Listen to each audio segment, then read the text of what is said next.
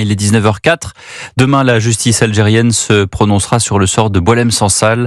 L'écrivain franco-algérien s'est vu requérir 10 ans de prison. Et dans ce contexte plus que difficile entre les deux pays, c'est le cas de Christophe Glaise, journaliste sportif indépendant français qui inquiète. Il a été condamné dimanche, hier, à 7 ans de prison par le tribunal de Tizi Ouzou. La justice algérienne lui reproche notamment des faits d'apologie du terrorisme. Le récit de Jean-Baptiste Marty.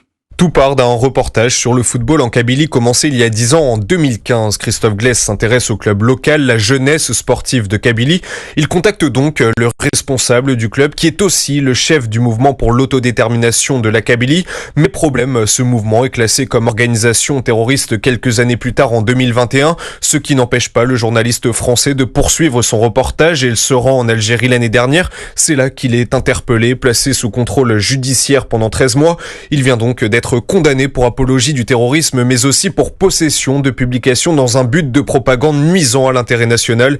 Une condamnation qui interroge sur la liberté de la presse en Algérie, mais surtout qui sonne comme une vengeance envers la France, et cela après Boualem Sansal. Face à la situation, le Quai d'Orsay assure que l'ensemble des services sont mobilisés. Les proches du journaliste appellent quant à eux à sa libération immédiate et inconditionnelle. Jean-Baptiste Marty du service police-justice d'Europe 1. Les avocats de notre confrère viennent de faire appel à un nouveau jugement qui ne devrait pas intervenir avant l'automne prochain.